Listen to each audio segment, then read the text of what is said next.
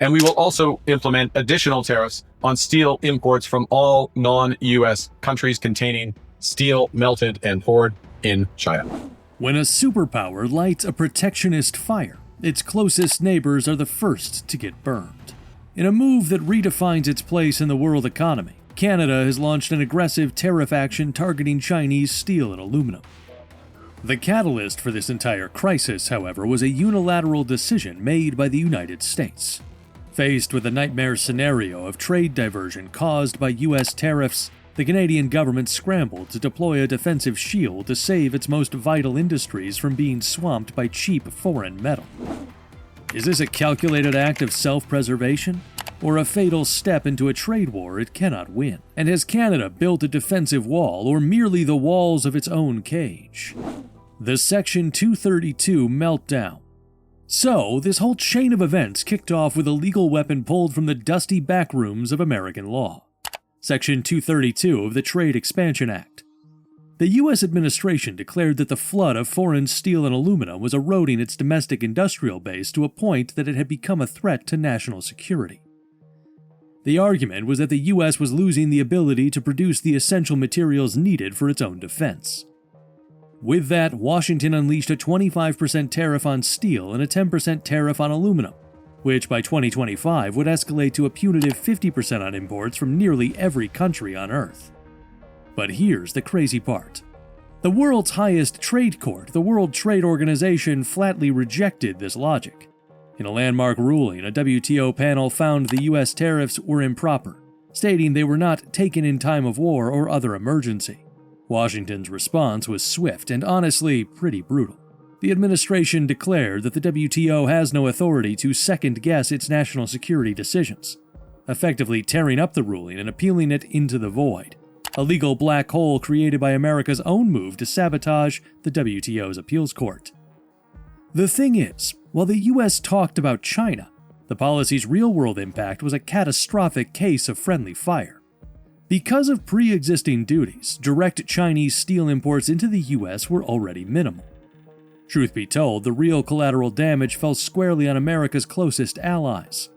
And no ally was hit harder than Canada, the single largest foreign supplier of both steel and aluminum to the United States. A policy meant to target an adversary was now strangling a partner, disrupting billions of dollars in trade and forcing Ottawa into an impossible corner. The massive U.S. market is suddenly walled off by a 50% tariff. A tidal wave of steel and aluminum has to go somewhere. And where does all that metal go? Well, the most logical, most vulnerable destination on the map was, you guessed it, Canada. This, my friends, is the nightmare scenario they call trade diversion. Global producers, especially from China, desperate to offload their immense overcapacity, now had their sights set squarely on Canada's open market. You won't believe it, but Canadian leaders saw the crisis coming with terrifying clarity. Prime Minister Mark Carney publicly warned that U.S. actions were creating a dangerous new dynamic that would push a flood of cheap, displaced steel directly into Canada. This wasn't a distant threat. It was an existential one. The Canadian steel industry, which exports over half of its production, almost all of it to the U.S., was about to be crushed between two forces, locked out of its primary export market by U.S. tariffs, and simultaneously facing an invasion of diverted foreign steel at home. The government knew it had to act. Official statements warned that Canada's market was at risk of being overwhelmed with cheap steel. The choice, when you boil it down, was stark. Either erect a defense, and fast, or watch a cornerstone of the Canadian economy crumble under the weight of a trade war it did not start. The pressure was immense. The clock was ticking. Look, what Canada built in response wasn't just some simple tariff. It was a sophisticated, multi-layered defense system, a fortress of trade rules designed to filter, block, and manage the incoming flood. It was, at the end of the day, a desperate act of industrial self-preservation. First, Ottawa took direct aim at the source. It slapped a 25% surtax on a huge list of steel and aluminum products coming directly from China. But they knew that wasn't enough. The real danger was circumvention, other countries buying cheap Chinese metal, doing minor finishing work and then re-exporting it as their own. So Canada deployed its most powerful weapon, the melt and pour rule.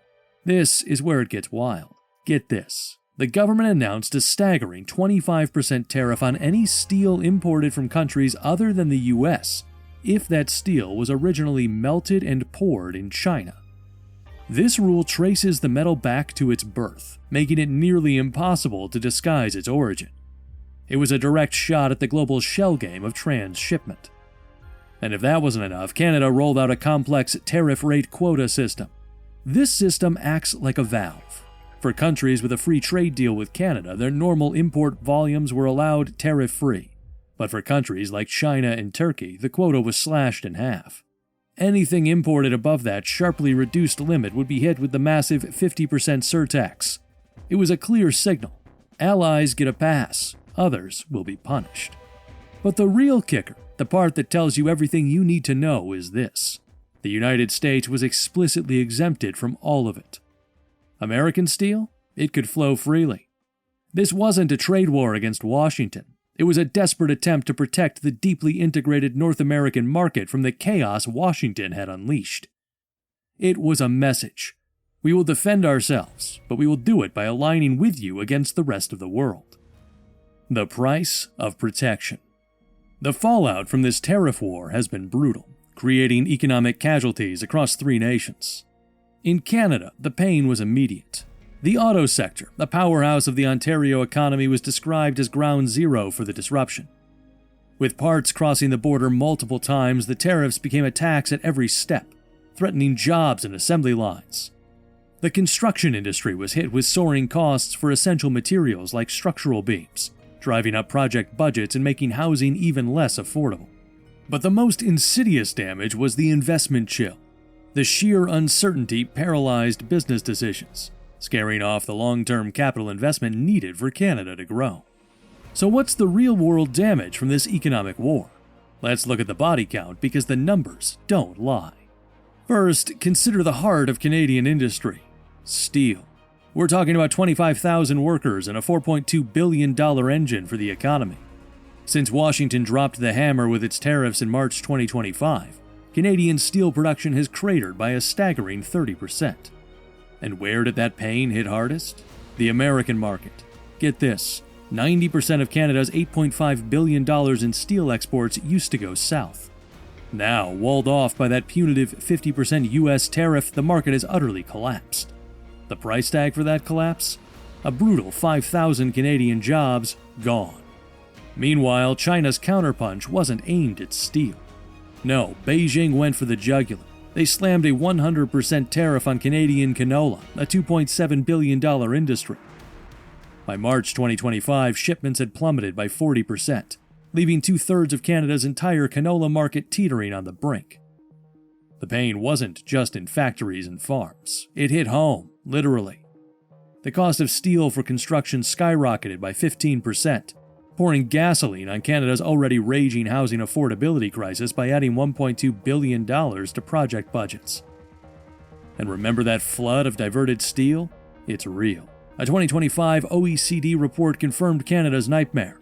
Fueled by China's insane 1.1 billion ton overproduction, diverted imports into Canada surged 20%.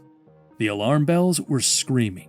In a March government consultation, over 180 industry stakeholders were practically begging for stronger defenses, a clear signal of sheer panic on the ground. These aren't just statistics. They are the battle scars of a country caught in a brutal economic crossfire. Meanwhile, in the United States, the policy that started it all ended up with a bizarre and frankly contradictory result. While some U.S. steel producers saw a temporary boost, the primary goal of hitting a sustainable 80% capacity utilization rate failed. And the cost to the rest of the economy was staggering. Higher steel prices acted as a tax on countless American industries. I mean, one study found that for every single job created in the steel sector, the tariffs wiped out nearly 9 jobs in other manufacturing sectors. It was a policy that protected one small part of the economy by bleeding a much larger part. And China? Let's just say that while the US tariffs were more of a nuisance, Canada's direct action provoked a swift and calculated retaliation. Beijing didn't hit back on steel. It aimed for Canada's economic jugular. It slammed a 100% tariff on Canadian canola oil and peas and a 25% tariff on pork. It was asymmetric warfare, designed to inflict maximum political pain on Ottawa by targeting its powerful agricultural sector, using farmers as pawns in a global steel chess match. As you dig deeper into this economic wreckage, a more sinister picture starts to emerge. One that points not just to a trade dispute, but to the deliberate dismantling of the global legal order. The Canada-US-Mexico Agreement, the treaty that's supposed to guarantee free trade in North America, has been rendered almost meaningless in this fight. The US used the national security claim as a loophole to bypass its treaty obligations, creating a compliance nightmare for businesses that now have to navigate a confusing maze of overlapping tariffs. The certainty that CUSMA was meant to provide has been replaced by chaos. And then there's the World Trade Organization, which has been turned into a paper tiger. The fact of the matter is, the US has systematically paralyzed the WTO's dispute system by blocking the appointment of judges to its highest court.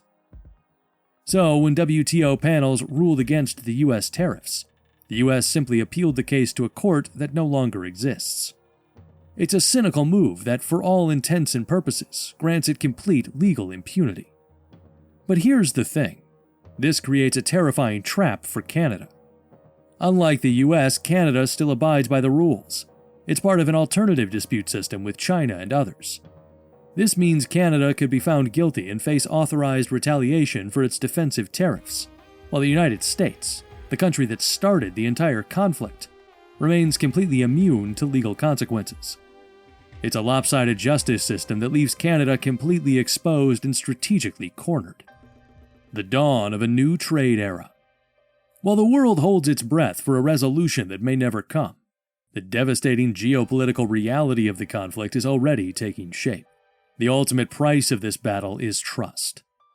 Get this. In a stunning reversal, a 2025 Pew Research poll revealed that a 59% majority of Canadians now see the United States as the top threat to their country, a number that has tripled since 2019, when China held that spot. The very foundation of the world's closest alliance is cracking under the pressure. Look, we are witnessing the death of the old globalized system and the birth of a new, fractured era of managed trade and industrial sovereignty. The world is breaking into fortified economic blocks. Canada's actions, adopting US-style rules while exempting the US, is a clear sign that it has chosen its side, reinforcing a fortress North America as its best bet for survival. Governments are no longer just referees, they are active players, using subsidies and tariffs to pick winners and losers, with a new focus on green steel and resilient supply chains as the battlegrounds of the future. Bottom line, volatility is the new normal. A defensive wall or a self-imposed cage, Canada's dramatic crackdown has shielded its industry, but at what cost to its sovereignty and its place in the world? Let us know what you think in the comments, smash that like button, and subscribe for more.